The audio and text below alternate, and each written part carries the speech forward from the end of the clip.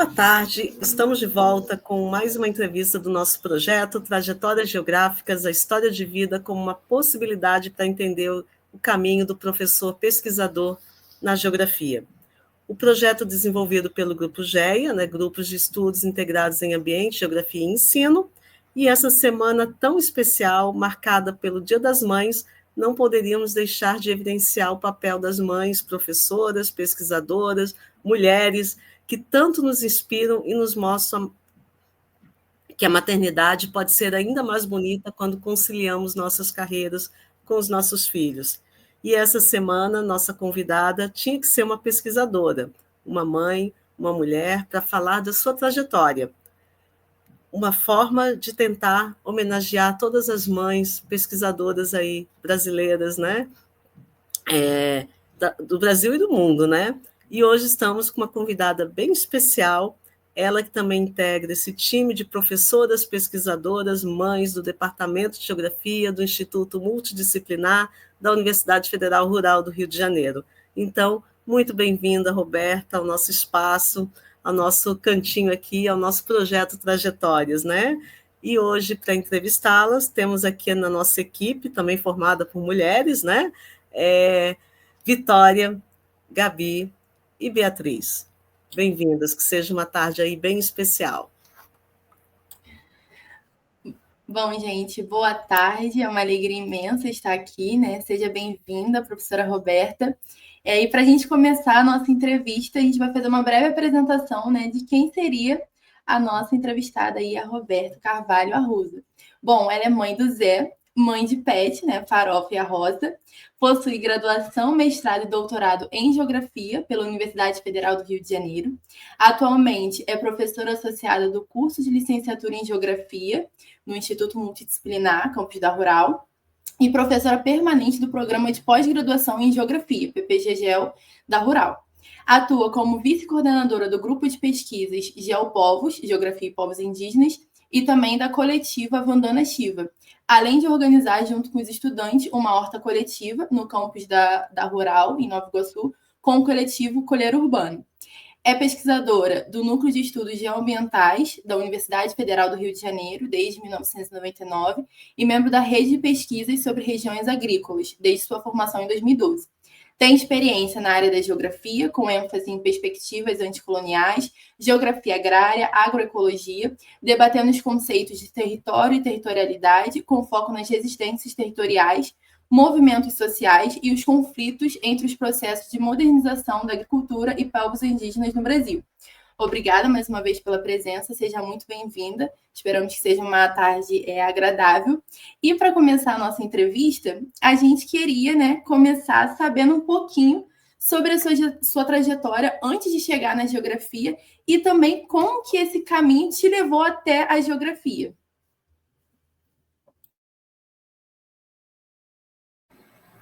Oi, gente, boa tarde. Obrigada pelo convite. Cris, Vitória, Bia, Gabi, muito bom estar aqui com vocês. Achei muito legal o projeto, parabenizo aí o pessoal que está criando esse projeto, achei muito interessante. Vou assistir as outras entrevistas que ainda não vi. Só incluiria aí na minha apresentação mãe de planta também, eu acho, Mãe de pet, mãe de criança, E uma clássica mãe de planta, a maluca das plantas, ou melhor, tia das plantas, também pode ser, Dá para incluir aí esse conjunto de descrições. Então, assim, eu comecei na geografia muito cedo, com 18, Eu emendei a escola, o ensino médio. Na faculdade de geografia foi minha primeira opção, foi minha única opção. Quando prestei o vestibular, na época ainda era vestibular, E a gente fazia foi em 1998 que eu entrei na graduação.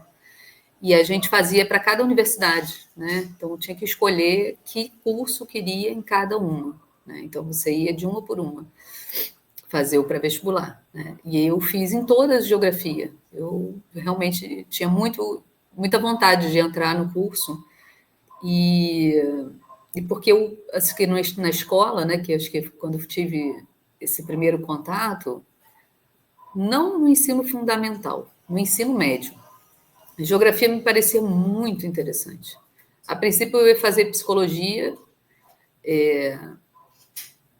Mas eu mudei no início ainda do terceiro ano para geografia, porque eu achava que psicologia era muito para dentro, assim, né? A pessoa fica para dentro de si e das outras pessoas. Eu queria conhecer o mundo, né? Eu achava que a geografia ia me levar para viajar o mundo inteiro. Até que já viajei bem também por causa da geografia, assim, mas não foi bem o que eu esperava, assim, nesse sentido, né? Mas eu achava que ia viajar muito e que ia conhecer o mundo, e era isso que eu queria, entender o mundo, eu acho. Eu fui buscar na geografia isso também, de ficar fora de mim, né? Não ficar dentro, assim, né? Pensando apenas para dentro, mas pensar o mundo, entender o mundo, né? Conhecer e saber explicar o que eu via do mundo. Eu achava que ia ser isso. Foi isso que eu vim buscar. Um pouquinho, talvez, me ajude, mas acho que me traz mais perguntas sobre o mundo do que explicações, né? Acho que a gente aprende isso depois. Mas acho que funcionou a geografia para mim, assim. Morava na ilha, era do subúrbio do Rio, né? Ilha do Governador. E da minha sala de aula, assim, da escola, eu estava numa escola particular, só eu escolhi geografia e só eu, acho que, não, eu e mais uma colega escolhemos faculdades que a tendência era virar professor, né? O resto era eu e mais uma que foi para letras. O resto, todos escolheram outras profissões. Assim, ninguém da minha sala, né, no ensino médio, fez nada voltado para a educação, outras profissões. Os que fizeram vestibular, né? Então é isso. Essa é a farofa, gente.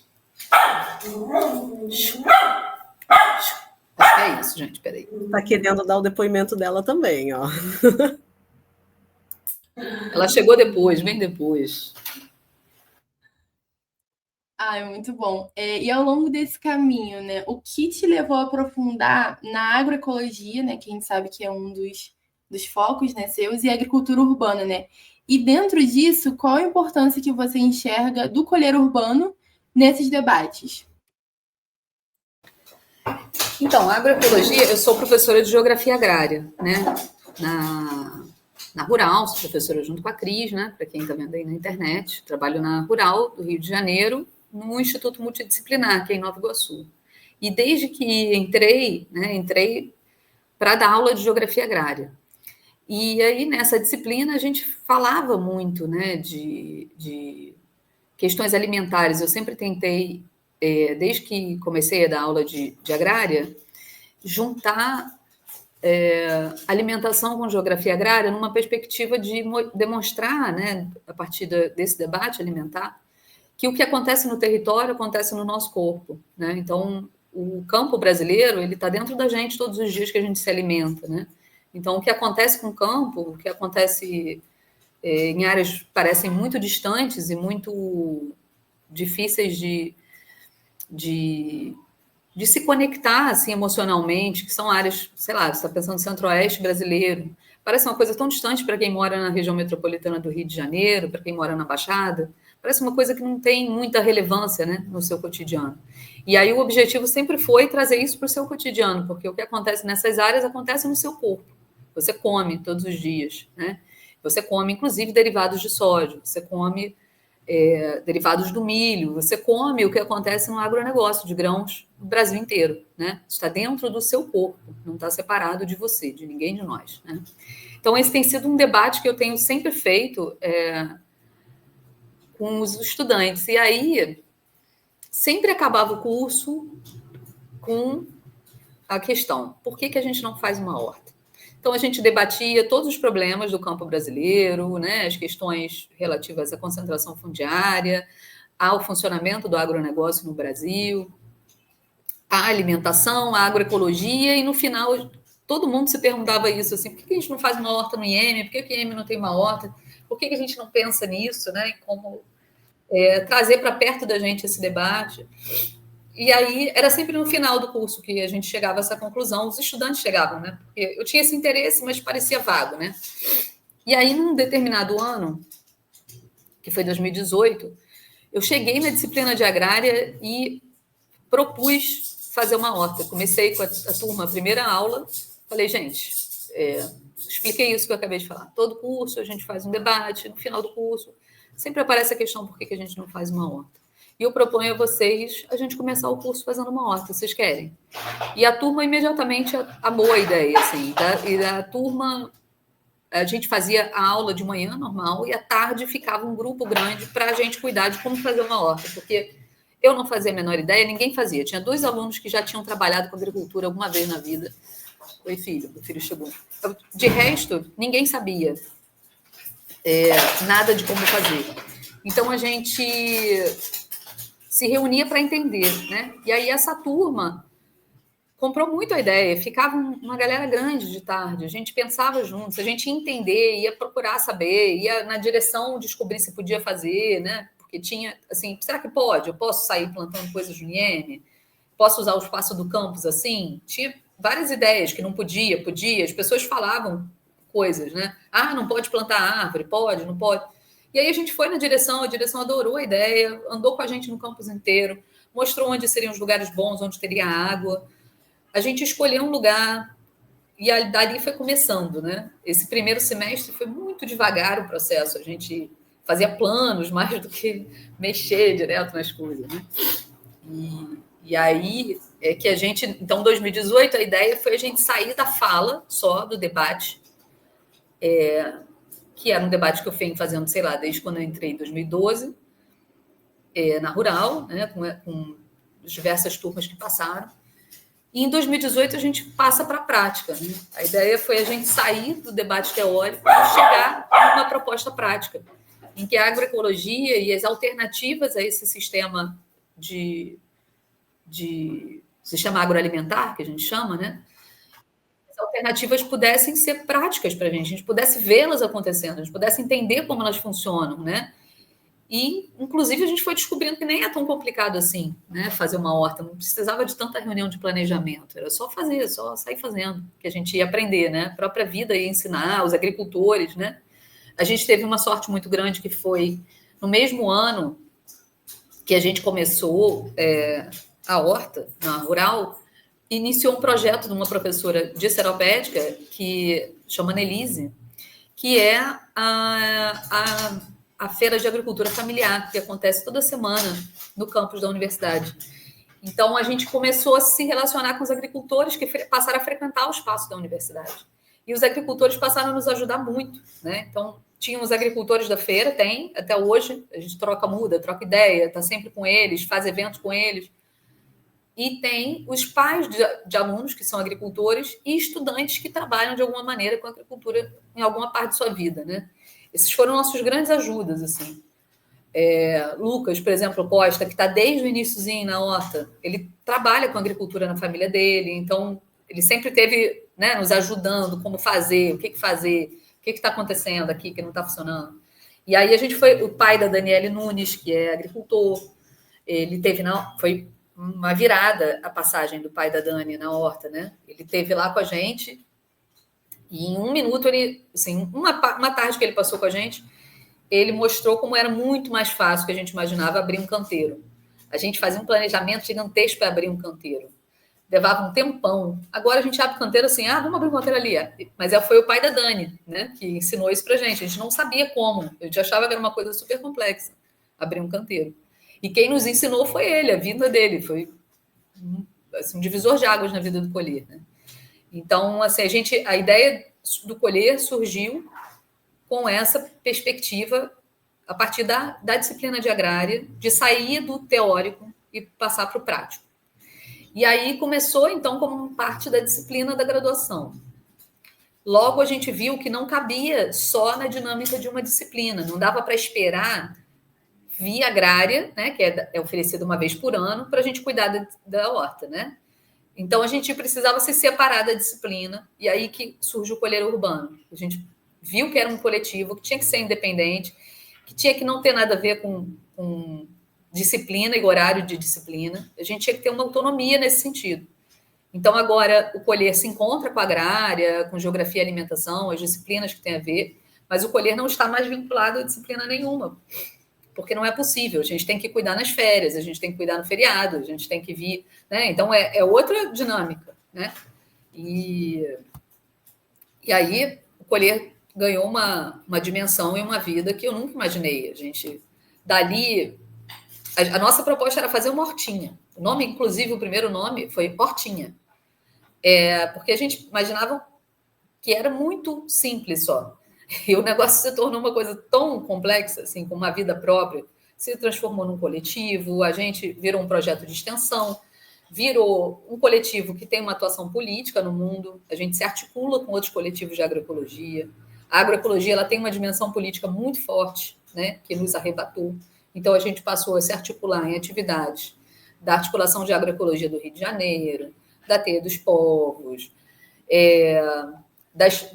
dos coletivos da Baixada. A gente começou a se articular com os coletivos que tem na Baixada, que pensam questões ambientais, questões sociais. Então, a gente ganhou uma vida que a gente não imaginava. E depois o Colher virou pesquisa, né? Então, ainda tem esse outro ponto, que, assim, a partir de uma atividade de ensino, se transformou também em extensão, e dali surgiu a necessidade de pesquisa. Toda hora a gente queria pesquisar, conhecer mais, divulgar a agricultura da Baixada, e aí surgiu aí as perspectivas de pesquisa nossa, né? E aí a gente criou um projeto de pesquisa juntos, coletivamente. Esse projeto já tem vários anos, eu acho que ele começou em 2000 a gente criou ele em 2019, né? Então, teve o ano inteiro de 2018, o ano inteiro de 2019, no fim do ano de 2019, a gente criou um projeto de pesquisa. E aí veio a pandemia, o projeto tomou novos rumos durante o tempo que a gente ficou em casa, que o Colher continuou funcionando muito quando a gente estava em casa. E a gente depois retomou eles em 2022, da maneira que a gente queria, né? Então, ele vem caminhando até hoje, né? Cada vez assumindo novas perspectivas, um projeto de estudar a agroecologia da Baixada, né?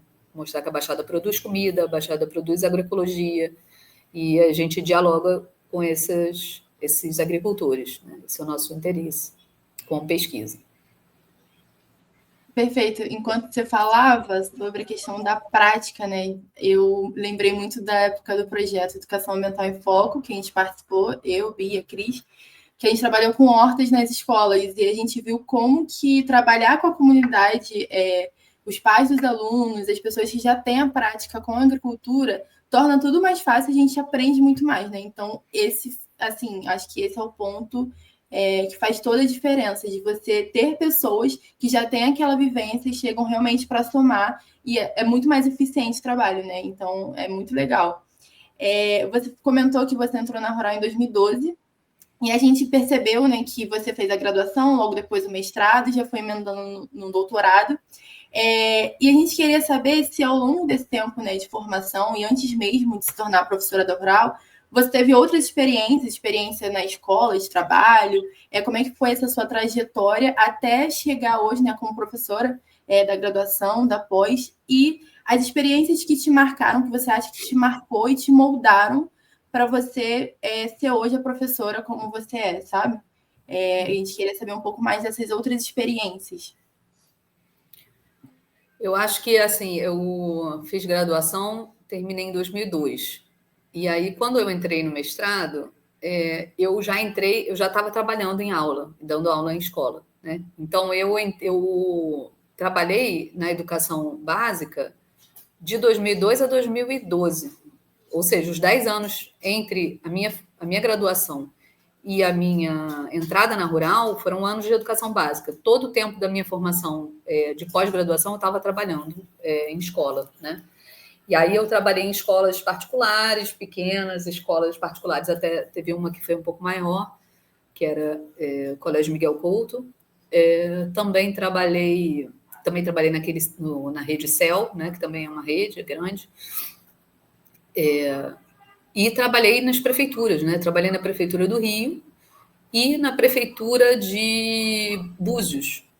Trabalhei um período curto no Estado, mas não fiquei muito tempo no Estado, porque logo passei para a Prefeitura do Rio e aí fiquei com a Prefeitura, né? Eu optei. E então eu ficava em duas prefeituras diferentes, né? E fazendo doutorado, né? Na época do doutorado. Então foi muito cansativo, foi muito difícil, mas foi um aprendizado muito grande, né? Então, assim, eu acho que esses 10 anos da educação básica foram essenciais na minha vida, né? Eu só tirei licença mesmo não remunerada e depois pedi exoneração da prefeitura de Búzios nos últimos anos do doutorado. Então, eu fiquei em 2 prefeituras e dando aula e fazendo doutorado, né? E aí foi bem cansativo, mas foi muito bom, muito rico, né? E eu acho que a gente aprende demais na educação básica como professor, né? E eu sinto que isso faz muita diferença na minha prática como professora, porque às vezes a gente parece que professor universitário acaba que foca muito mais na sua prática como pesquisador, né, do que como professor, né? E eu sempre tenho uma preocupação com a graduação, como que eu vou fazer, o que eu vou fazer, quero inventar práticas com vocês diferentes, quero fazer coisas, né? A própria Horta surge disso, né? De tentar transformar a disciplina de agrária numa coisa mais interessante, né? Também tem os mapeamentos pedagógicos que eu venho fazendo com os estudantes há alguns anos. Então, assim, sempre tentativa de trazer outras formas, né? Outras linguagens para dentro da sala de aula e pensar o trabalho do professor universitário como um trabalho educativo, né? Que às vezes parece que não é, né? É só pesquisa que interessa, né? É só pesquisa que conta no Lattes, né? Então, assim, eu adoro o trabalho de sala de aula, é a parte que eu mais gosto, na verdade, né, do meu trabalho, é estar em sala de aula, estar com os estudantes, e isso eu acho que isso vem da educação básica, né? Desses 10 anos na educação básica. Aprender a gostar de dar aula. Porque no começo era muito assustador, era muito difícil. Então, assim, os primeiros dias de aula, né, na educação básica foi uma coisa louca. Eu falei, meu Deus, o que eu estou fazendo aqui? Porque eu queria conhecer o mundo, né, com a geografia, mas eu não tinha, assim, vontade de ser professora, né? Não tinha ido procurar isso. Eu queria trabalhar com pesquisa, sei lá, o que eu achava que eu ia encontrar. E quando eu vi que eu ia ter que dar aula para sobreviver, eu falei, ué, e agora? E aí eu fui, mas no começo foi muito difícil, e depois eu fui pegando a roça, essa é a roça, fui pegando uma alegria de estar ali, sabe? Um prazer, né? Fui aprendendo a fazer, fui aprendendo a me relacionar com os estudantes, e aí eu passei a gostar muito. E quando eu saí das escolas, eu sinto muita falta ainda das crianças, né? Eu gostava muito de dar aula para criança e ir para o 6º ano, especificamente, eu adorava o 6º ano, que é uma coisa que, né, não é tão comum. Peraí, farofa. Para de luz, vem cá. Que é uma energia danada, né? Eles têm aquela ansiedade por conhecer. Eu gosto do caos, entendeu? Aquele caos de 6º ano. Eu adorava também. Tudo acontecendo, enfia lápis no ouvido do outro. Eu achava aquilo, né? Você tem que ficar brigando e ao mesmo tempo tentando. Mas ao mesmo tempo é muito. Eles adoram as novidades. Peraí, gente, um instantinho, tá com uma confusão aqui.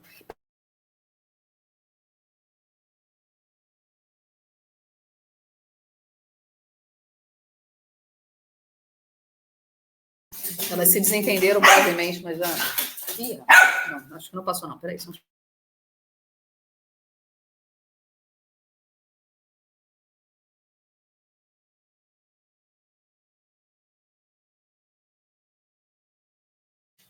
Agora vai. Desentendimento pela bola. Mas, assim, eu acho que essa experiência, então, na educação básica foi muito, muito importante. E também tive um trabalho que eu fiz, que eu acho, assim, na pesquisa, né, tanto na graduação como no mestrado, no doutorado, eu trabalhava pesquisando agronegócio, trabalho até hoje, né? Então, uma das coisas que vocês leram aí é a minha participação no Nuclamb, né, que é um núcleo de pesquisas que funciona no Fundão até hoje, coordenado pela professora Júlia Bernardes, né? E ali a gente pesquisa agronegócio. E desde a graduação, o meu interesse sempre foi pesquisar a relação do agronegócio com os povos indígenas, né?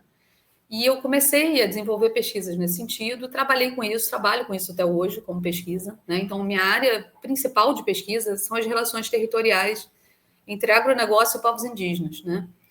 E isso me levou também por muitos caminhos, eu acho que é importante dizer isso, né? Então, a coordenação dos geopovos hoje, né, está junto com o Emerson na coordenação dos geopovos, e todo o trabalho que a gente vem desenvolvendo até então, pesquisando os Guarani Kaiowá há mais de 10 anos, as relações lá com o agronegócio, né, os conflitos, vem dessa experiência acadêmica também que acabou mudando minha vida, né? Então, é uma experiência acadêmica, mas que é trabalho também, né? Trabalho de pesquisa, que eu acho que é uma coisa que começou muito antes de eu entrar na Rural e continua, e eu acho que vai continuar sempre na minha vida, esse interesse em pesquisar as situações de conflito envolvendo os povos indígenas, né? E aí eu tive uma passagem de um trabalho que foi na COP da UFRJ, que foi um trabalho em que era uma pesquisa para o licenciamento ambiental do asfaltamento da Transamazônica. Foi em 2010. Passei uns 2 anos fazendo essa pesquisa. E nesse trabalho, eu considero também que aprendi muita coisa, porque eu tive que entrar num ramo, que é esse do licenciamento ambiental, para trabalhar como geógrafa de uma outra forma muito diferente da que eu trabalhava até então. E lá a gente pesquisava o componente indígena do licenciamento ambiental. Então a gente tinha que dar conta de entender quais seriam os efeitos do asfaltamento da Transamazônica de um determinado trecho sobre as populações indígenas num determinado pedaço do Pará. E aí tivemos que fazer viagens, organizar um trabalho de pesquisa substancial, mas era uma equipe grande. Então, foi uma experiência que eu acho que foi bem interessante também na minha trajetória, assim, que eu acho que gostaria de falar sobre isso. Mudou muita coisa, né? A gente passava um mês na Amazônia em viagem, depois voltava, ficava um tempo aqui, passava outro mês na Amazônia em viagens, né? De trabalho de campo, debatendo coisas muito complexas, tendo que ouvir os indígenas, muitos que não falam português, então a gente tendo que articular tradução, né? E debatendo temas muito sérios e que vão ter muito efeito, e iriam ter, e tem, né, até hoje, muito efeito em suas vidas, em sua organização territorial. Então, foi uma experiência muito complexa e muito interessante também esse trabalho no licenciamento ambiental do asfaltamento da Transamazônica, eu acho. Muito bom. Roberta, sabemos que suas referências, né, são amplas, dentro da geografia e outras áreas afins também.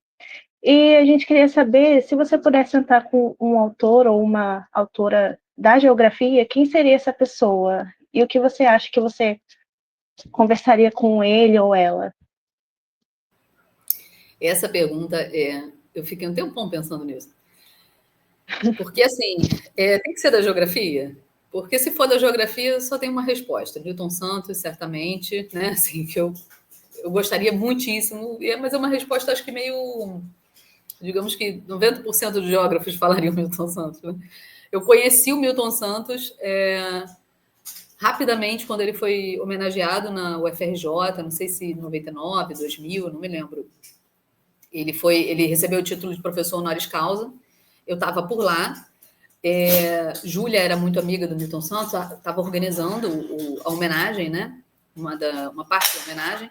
E aí a gente esteve com ele, assim, rapidamente, mas teria sido muito interessante poder conversar com o Milton Santos, não com 19 anos, eu preferia agora, né? Certamente eu tenho mais coisas para falar com ele, né? Acho que naquela época eu fiquei muito nervosa, não consegui falar quase nada. Mas, assim, se fossem outros autores, eu acho que eu tenho... Se a gente puder sair da geografia, eu acho que eu tenho sonhos ainda alcançáveis hoje, né? Eu gostaria muito de conversar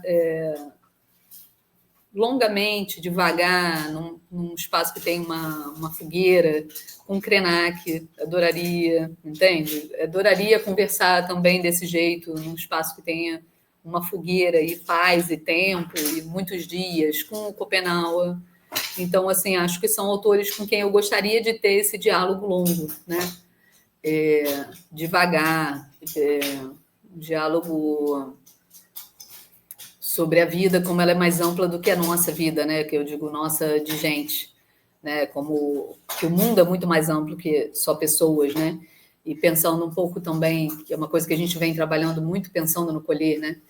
Como a geografia, que a gente divide em geografia humana e geografia física, né? E nenhuma nem outra, na verdade, nem a geografia física existe sem gente, né? E nem a geografia humana existe sem naturezas.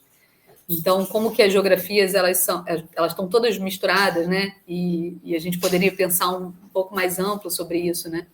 Como que ampliar o nosso conceito de vida, porque a gente foca muito na vida humana, ou a gente foca na biogeografia, né? Na vida de outras espécies, né? A gente não percebe as interações. Eu acho que esse foco, né? O quanto a gente está sempre junto, né? Nunca é só geografia humana, é só geografia física, sempre tudo embolado, né? E porque o mundo é assim, os viventes estão todos juntos, né? E a vida ela acontece assim, né? As cidades estão cheias de animais, de plantas, de tudo, né? Então, assim como a natureza está sempre com gente, né? Então, a Amazônia brasileira é uma floresta de gente há muitos milhares de anos, né? Criada com gente. Então, nunca ela teve separada de gente. Né? Há 10 mil anos, 11 mil anos, não sei quantos mil anos. Tem várias teorias, mas há vários mil anos ela é uma floresta de gente, com gente dentro, gente criando solo, gente criando planta, gente vivendo com a natureza, né? Então, acho que eu gostaria de ter uma conversa nesse sentido, tanto com Krenak quanto com Copenau, assim, pensar essa geografia, né? Ouvir um pouco sobre o que eles acham que seria possível da gente pensar essa geografia, assim, para além dessas separações.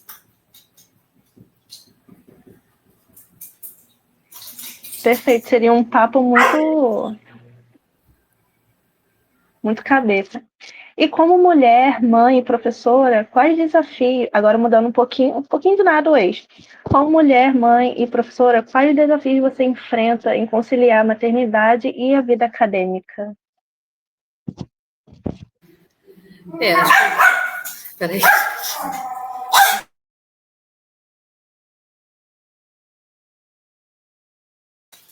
Acho que são muitos, né? Desafios. As duas coisas, né? As duas funções de uma mulher, né? No caso, o trabalho e a maternidade, além de todo o resto, né? Que as mulheres são entendidas como as que devem ser responsáveis, né? O cuidado no geral, o cuidado com a família, né? Em geral, a gente é quem cuida, né? Se tem um parente doente, esse cuidado recai muito nas mulheres, né? E, assim, além de tudo isso, no caso de professores, o trabalho doméstico é muito... O trabalho em casa, trabalho doméstico não. Trabalho em casa, né? A gente tem trabalho para casa. O professor tem, né? Em todos os graus em que a gente trabalha. Então, desde o ensino básico, o ensino infantil, até o ensino superior, o professor tem que trabalhar em casa. Né? E isso é um ponto muito complicado, né? A gente não sai do trabalho nunca, né, professor? O professor universitário ainda tem, somado a isso, a coisa da pesquisa, as exigências de pesquisa. Se você entrar numa pós, as exigências são absurdas, né? E não há nenhum entendimento. Há, agora, com muita luta, entendimentos que vão pensar que essa produtividade ela pode ser relativizada para quem é mãe de criança pequena, como que outras crianças não dessem também um trabalho do caramba, né? Então, assim, crianças mais velhas, você também tem uma demanda gigantesca, né? Mas eu entendo que a criança pequena é muito pior. Mas é tudo complicado, né? Na vida de uma mulher que é mãe solo. Então, tem vários agravantes, né? No caso das mulheres professoras, tem várias situações que se somam, né? Várias camadas, né? Raça e gênero são coisas que... Classe são coisas que se interrelacionam profundamente, né? Mas, assim, eu também vejo que são muitos desafios e, ao mesmo tempo, eu entendo que a maternidade foi muito importante na minha vida acadêmica, assim. Não é que eu não sei bem dizer, mas não é que eu amoleci, mas foi meio isso. Eu me transformei numa pessoa muito mais afetiva com a maternidade, né? E isso foi os estudantes, que eu tenho vários estudantes que são amigos meus hoje, que foram da primeira turma que eu dei aula, né? Então, eu tenho vários amigos hoje, né, dessa turma. E eles brincam muito que eu era uma Roberta antes do Zé e Roberta depois do Zé, né? Porque eles viram essa mudança acontecer como professora, né? Então, eu não tinha muita paciência assim, com as pessoas, no geral, e especialmente com jovens adultos, né? Eu não tinha muita paciência, assim. Então, no início da minha fase, eu tinha mais paciência com criança, eu acho, do que com jovens adultos. Eu achava que já era muito diferente criança de jovem adulto. E aí, eu acho que a maternidade me deu uma outra perspectiva, né, desse afeto com a formação da pessoa no geral, sabe? Em todos os momentos da vida, assim. Eu me acolhi também muito, eu percebi que eu também não era tão adulta quanto eu imaginava.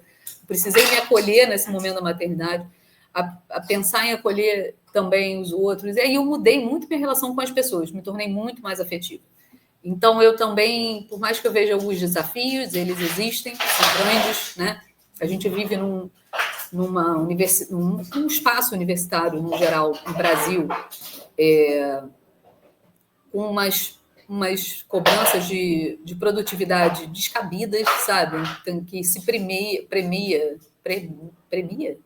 Como é que é premiar? É premiado determinadas práticas, né? De reprodução do mesmo trabalho, você está meio que falando a mesma coisa 10.000 vezes, e isso é pontuado, é ótimo, é legal. Isso é muito cansativo, né? Quando você não entra nessa lógica, você fica cansado de ver essa reprodução de uma prática como uma prática positiva, e você sabe que aquilo só está atrapalhando o andamento de tudo, né? Porque cria métricas, né? Além de tudo, essas práticas, né? De você reproduzir sempre o mesmo, publicar um monte. Elas são premiadas, elas levantam um sarrafo, bota aqui em cima, né? O sarrafo de quem não está fazendo isso, não quer fazer isso. Eu não vou fazer, vou publicar quando eu tiver o que dizer, né? E aí você tem que ficar sempre nesse processo de comparação. Quando você soma isso, o fato de que você tem que cuidar da tua família, cuidar do teu filho, né? Você é uma mãe, você tem outras preocupações para além, né? De cuidar dessas métricas, e isso tanto faz, né? Só aparece com muita força, né? Eu, quando a pós foi criada, eu estava grávida, né? Estava parindo, na verdade. Então, nesse momento, eu tinha acabado de parir o Zé, a pós-graduação foi criada, aí foi enviado um e-mail, né? Eu estava nos primeiros debates da criação da pós, super a favor, né? Me envolvendo nas primeiras comissões. Aí eu saí de licença, quando eu voltei, a pós já estava criada e eu não estava na pós, né? Porque eu não respondi um e-mail num momento em que eu estava completamente doida amamentando meu filho cotidianamente, entendeu? Então, assim, era o nascimento do meu filho foi muito intenso, ele mamava todo o tempo, não preciso nem dizer isso para quem já foi mãe, mas, assim, era uma demanda, eu nem abria computador, gente. Eu fiquei tanto tempo sem olhar o meu e-mail, foram meses, né? Sem abrir o e-mail, que o Hotmail, que era o meu e-mail, e até hoje, um dos meus e-mails mais importantes, ele achou que eu tinha morrido, sei lá, entendeu? Então, ele aboliu minha conta e eu tive que fazer um processo de recuperação da conta, porque eu passei meses sem acessar o e-mail, para vocês terem uma ideia, porque eu não conseguia mesmo. E não me interessava também, era um outro momento, estava de licença, né? E aí, por exemplo, eu não entrei na pós por causa disso, eu fui entrar na pós 2 ou 3 anos depois que ela já estava criada, tive que passar por um processo, porque eu estava amamentando, né? E aí, é isso, assim, não há uma consideração nesse sentido, muitas vezes no meio acadêmico, assim, você deixa a mulher-mãe lá na dela, né, e deixa que ela se vire, né, então eu acho que isso aí mudou um pouco, né, vejo algumas mudanças nesse sentido na rural, mas muito pouco ainda. E é isso, ainda falta muito debate qualificado nesses espaços, porque... de resto, muitas mulheres sequer se interessam de estar na pós porque não querem nem entrar nesse tipo de espaço, né? Então, assim, porque a pós, estou usando a pós como exemplo porque na pós é pior, né? Então, na graduação, como professora, é uma situação, né? Mas na pós há essa exigência de uma produtividade que não reconhece situações de gênero, raça e classe. Não tem diferença, né? A produtividade ela tem que ser igual. E essa produtividade é sempre maior para homens brancos, isso a gente já conhece, né? Então, mas a gente tem que lutar para ser um homem branco, né? E se você é uma mulher, ou mãe, ou se você é uma mulher negra, se você é uma mulher que teve que lutar muito para estar na universidade, isso tudo já vai mudando a sua produtividade em relação, mas o padrão, a régua, é você se equiparar a um homem branco. Não há uma mudança nesse quadro. Né? Não há mesmo. Falei horrores, né? Desculpa. Falou o necessário apenas. Falou só o necessário. E você, em alguns momentos, deu algumas dicas, assim, mais ou menos, mas você tem algum sonho ou perspectiva que ainda almeja como geógrafa? Gente, assim, eu acho que é continuar fazendo a geografia do jeito que eu faço. Assim, a gente faz uma geografia, eu faço para mudar o mundo, né? E eu acho que o Colher é um exemplo disso. Assim, não faço uma geografia para ser reconhecida academicamente. Eu não faço geografia para ter grandes reconhecimentos. Assim, eu não vejo dentro da própria geografia algo que seja um grande sonho para mim, além de estar onde eu estou. Eu gosto de ser professora da universidade, poder conversar com os estudantes, poder fazer as coisas, adoro isso. O que eu gostaria mesmo era que a geografia ela fosse mais do que isso, ela pudesse contribuir para a mudança no mundo, assim, para a gente fazer, de fato, um mundo melhor, né, para as pessoas, para fora da própria geografia, para o mundo mesmo. Né? Então, eu acho que a geografia tem muito a contribuir nesse sentido.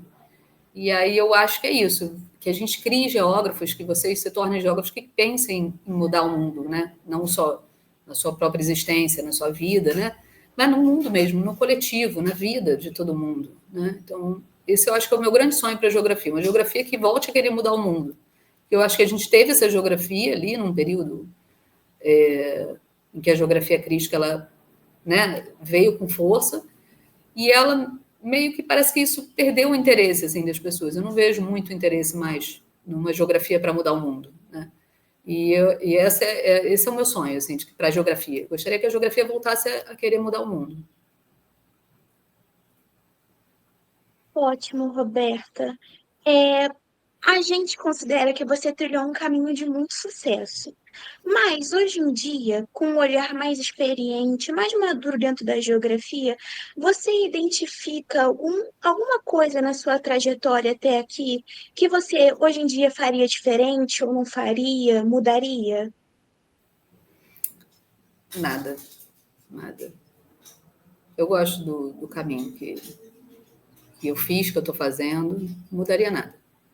Adoro estar na Rural de Nova Iguaçu. Não mudaria nada. Nada. De fato. Muito bom. E agora eu vou fazer a minha pergunta favorita. Eu me amarro toda vez que a gente vai fazer essa pergunta para os professores, porque a gente descobre muita coisa legal, que é, tem alguma curiosidade sobre você que você gostaria de compartilhar com a gente? Então, eu acho que é uma curiosidade que para vocês nem é muito curiosa, assim, acho que vocês já sabem, né? Eu gosto muito de pintar, de desenhar, né? Não quer dizer que eu desenhe bem, que eu desenhe bonito, tá? Mas eu adoro. E aí eu gosto de trazer isso, inclusive, para a prática como professora, né? Estimular vocês a se interessarem por arte. Não para fazer desenho bonito, mas para fazer, sabe? Só para fazer, só para se expressar, só para encontrar outras maneiras de fazer as coisas, sabe? Então, eu acho que a curiosidade é esse interesse que eu tenho, que eu sempre arrumo um jeito de enfiar em sala de aula essa ideia de botar vocês para fazer um desenho, um mapa, colorir um papel, sabe? Pegar uma tinta. Então, eu sempre estou arrumando um jeito de fazer isso, e isso é um projeto de vida. Isso não é simplesmente uma coisa que acontece porque eu não tenho o que fazer naquele dia, nossa, resolveu me atacar. É um projeto mesmo. Eu acho que as pessoas precisavam viver isso também, né? A alegria que eu encontro em desenhar, em costurar, eu adoro costurar. Adoro desenhar. E aí, quem convive comigo já sabe, já não tem nem tanta curiosidade sobre isso, porque já viu. Cara, Rosa, peraí.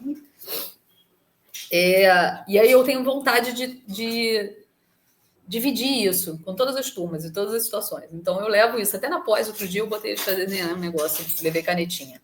Então, assim, eu acho que é importante que todo mundo faça isso. Eu faço isso como um projeto, tá? Então, acho que é uma curiosidade. Eu obrigo que os estudantes desenhem de alguma maneira. Pois é, Roberto, eu lembro muito bem. Em HPG, quando a gente fez aquele desenho do mapinha, com o local de origem de cada um dos autores que contribuíram para a geografia, e depois em geografia agrária, quando a gente fez um mapa da onde era a origem dos ingredientes de produtos industrializados. Me marcou muito. Eu lembro É de propósito, claramente. entendeu? Além disso aí, tem toda uma ideia do mapa e tal, tem uma proposta, né, acadêmica mesmo nesses mapeamentos que eu chamo de pedagógico. Mas eu gosto da ideia de que vocês façam isso com canetinha, com lápis, que vocês desenhem, que vocês encontrem esse prazer de novo, né? Toda pessoa sabe desenhar, todo mundo desenhava quando era criança. Mas as pessoas, elas acreditam que elas não sabem desenhar, isso não é real, todo mundo sabe, é só pegar o lápis, botar na mão e sair desenhando, né? E aí, eu gosto de estimular isso nas pessoas, reencontrar essa alegria com o desenho, né? Mesmo em qualquer situação, na sala de aula, na horta, eu de vez em quando levo uma ideia de pintar coisas, de desenhar, sabe? E aí o pessoal compra a ideia e vai fazendo. Já fiz oficinas sobre isso, vou retomar as oficinas de arte, que a gente chamou de arte com plantas. E aí fazendo arte com plantas em várias perspectivas, né? Eu acho que seria essa a curiosidade.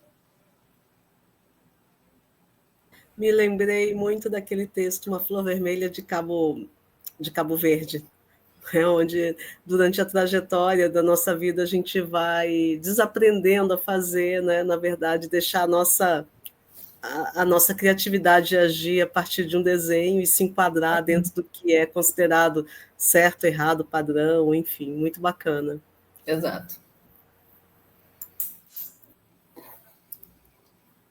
Agora, Roberta, a gente chegou na nossa última pergunta, que é: você tem algum conselho que você queira deixar para a gente? Eu, as meninas e demais participantes aqui do grupo de pesquisa, que a gente ainda está começando a nossa trajetória na geografia. Mas você, do lugar que você está, de todas as experiências que você já teve, o que você pode aconselhar a gente? Posso voltar na pergunta anterior? Eu levei de mais uma curiosidade que eu acho que é legal falar. Eu sou baiana de escola de samba, né? Há 3 anos, 3 carnavais, eu sou baiana da União da Ilha do Governador. Eu acho que essa é uma curiosidade muito interessante, né? Esqueci dela, mas não posso. Então, eu vou botar isso até no Lattes. Qualquer dia eu vou botar. Essa surpreende, hein? Eu sou baiana. Pois é, por isso que é a minha pergunta favorita. A gente sempre descobre coisa legal. Tinha esquecido de que isso poderia ser uma curiosidade. E essa vocês não conhecem, né? Eu acho que a turma de vocês ainda não pegou essa minha fase baiana, não. Mas então você perguntou conselhos, né? Para vocês, como pessoas que estão começando. Eu acho assim, gente, eu acho que faz o que faz sentido para vocês, assim, foca no que faz sentido, né? Onde você encontra uma coisa que é para você aquilo, assim, porque às vezes a gente entra num modo automático na vida. E aí a gente faz as coisas porque elas aparecem, porque tem que fazer, porque está todo mundo fazendo. E aí o que eu acho mais interessante na juventude é a possibilidade de você encontrar um caminho completamente seu, totalmente diferente dos que já foram traçados, né? E nesse sentido, vale muito mais a pena vocês focarem no que faz sentido para vocês de fato. Faz sentido mesmo. Você profundamente sente que aquilo é uma coisa que faz sentido para você. Pesquisar aquele tema, ou trabalhar naquele jeito, ou estar naquele lugar, né? Dentro do possível. A gente sabe que a gente vai ter que fazer várias coisas que não fazem muito sentido. Mas tem várias escolhas que a gente poderia ter feito melhor, né? E que não fez, às vezes, porque acompanham um bonde, né? Então, vai num bonde. Então, o que eu sugiro para vocês é tentem fazer escolhas que façam sentido para vocês na carreira acadêmica de vocês. Busquem se divertir. Sempre dá para se divertir, gente. Dá. Dá para você encontrar uma coisa divertida. Então, tenta focar no como que eu vou me divertir aqui. Tá com uma turma de 6º ano enlouquecida na mão. Tenta encontrar um jeito de se divertir com essa situação, sabe? Então, isso sempre transforma a situação numa coisa melhor. É difícil, dá trabalho no começo. Depois, meio que você pega um jeito de começar a ir inventando jeitos de se divertir, entendeu? Então, dá um jeito de se divertir nas situações, né? Mesmo nas situações mais difíceis de trabalho, né? Estamos falando aqui de trabalho. A gente sabe das dificuldades que vão aparecer na vida, né? Mas tenta fazer coisas que façam sentido para você e que você inventa um jeito de se divertir com aquilo, né? É isso que eu indicaria, assim, para jovens. Roberta, foi muito bom te ouvir. A gente é muito grato por você ter aceito o convite, ter participado aqui com a gente, possibilitando, né, que o nosso projeto continue de pé. A sua trajetória inspira muita gente e também muito obrigada por estar aqui, como a Cris falou, nessa semana que é tão importante para as mães, né? E você, Cris, assim como outras docentes do nosso departamento, que são mulheres, mães, professoras, pesquisadoras, parabéns por isso. E a sua trajetória, ela mostra que é possível conciliar, né? E como a gente faz de praxe aqui no nosso projeto, no final a gente sempre deixa uma dica, uma pista sobre a próxima pessoa, o próximo professor que vai ser entrevistado. Eu vou ler aqui. É uma mulher com uma trajetória que também nos inspira muito. E a dica ela tem uma ligação muito forte com o PET. Então, a gente se vê na próxima live. Muito obrigada, gente, por terem assistido até aqui. Mais uma vez, muito obrigada para a Roberta. E é isso. Eu que agradeço, gente. Muito legal. Parabéns pelo projeto. Roberta, muito obrigada por contar um pouquinho aí dessa tua trajetória. Muito bom esse projeto que a gente vai conhecendo um pouquinho mais, né, dos colegas que a gente trabalha. É tão bonito ver como, né, cada um chega na geografia e como cada um vem tocando a geografia de uma forma diferente, né, e fazendo parte do nosso departamento, da nossa geografia, dessa construção que a gente faz, né, aqui na Universidade Federal Rural do Rio de Janeiro. Muito obrigada, estou muito feliz e saio daqui novamente inspirada. Muito legal, Cris, parabéns. Gente, adorei. Adorei as perguntas, ótimas perguntas, muito divertido responder. Gostei. Depois Então, vou ouvir gente, todo mundo lá. Então, a gente se vê na próxima live aí. Tchau, tchau. Tchau.